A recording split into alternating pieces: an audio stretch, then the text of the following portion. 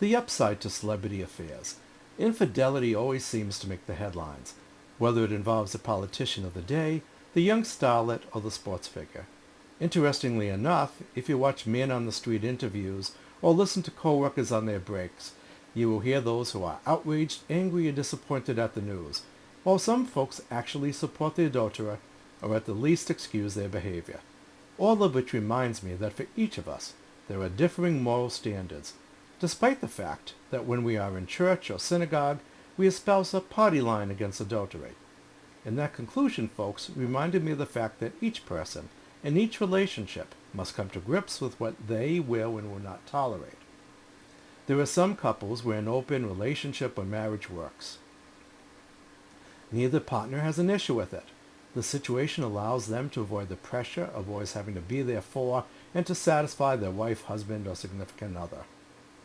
There are others where they pretend to ignore the knowledge of an affair because they do not believe in divorce for religious reasons, or because they do not want to break up the family, or they value the material goods that they have over fidelity. Still others take marital vows seriously and will accept nothing less than monogamy in its totality. Even though this should have been discussed before your wedding day or moving in together, you need to have a frank discussion with your partner about infidelity. In part to clarify expectations and ground rules, in part to learn more about your lover. Must we be monogamous? At the risk of shocking some of you, the answer is truly one for the specific couple to come to grips with, together, and issues of religion and societal morality aside.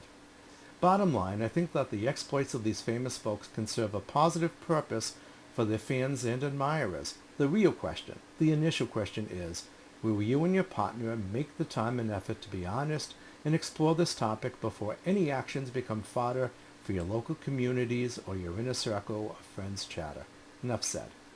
By the way, why not buy the media-acclaimed book, Improve Your Marriage, Don't Overlook the Obvious, by me, Russell Irving, available through Amazon, Barnes & Noble, plus other retailers worldwide, filled with 500-plus pieces of advice for the typical couple, 1 to 3 sentences each, no psychobabble, and visit the book's website, www.don'toverlooktheobvious.com. The other student is simply defending themselves. Schools need to do more than have yearly 2-hour assemblies discussing the situation. They need to utilize student-run skits and plays regarding bullying, harassment, and tolerance. We need schools bringing in kids, now adults, who can let the bullied know that life does get better. We need schools to offer life skills classes, where they learn what is needed to survive and then some in the real world of adulthood. We need to add books on life skills to the summer reading list. Throughout the summer. Unfortunately, the internet, with all of its wonder, has also provided bullies with an incredibly harmful weapon. Facebook, Twitter, and countless other social network sites provide a powerful tool for spreading rumors and harassing innocent teens.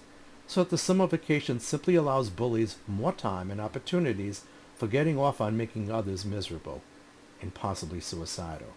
Your responsibility as a parent is to kick it up a notch. Safeguard your kids. Show them that you care, that you don't have to be a miserable authoritarian, but neither should you relinquish your responsibility and act as if you were your teen's buddy. Be a parent first, friend second. If your child is being a jerk, then call he or she on it. Don't assume that girls aren't bullies either. Some are. Bullies sometimes grow up to be a boss or coworker. Too many of us have had bosses who are really just adult versions of the mean kid in school. They get off on finding fault with your work even when the quality is there. Or you have the coworker who sets you up or takes credit for your work. When that happens, show courage. If a talk with them doesn't get results, go to your union steward. If there's no union, then go to your boss's boss or your co-worker's supervisor. Don't be the truly heroic police officer who tolerates their partner's harassment of minorities, youth, or others. It takes away from your badge's shine. Stand up for your co-worker when you hear them being chewed out over something that they had not done. The bottom line at work is that we are now adults. We need to stand up for ourselves and others, and thus set an example for our children.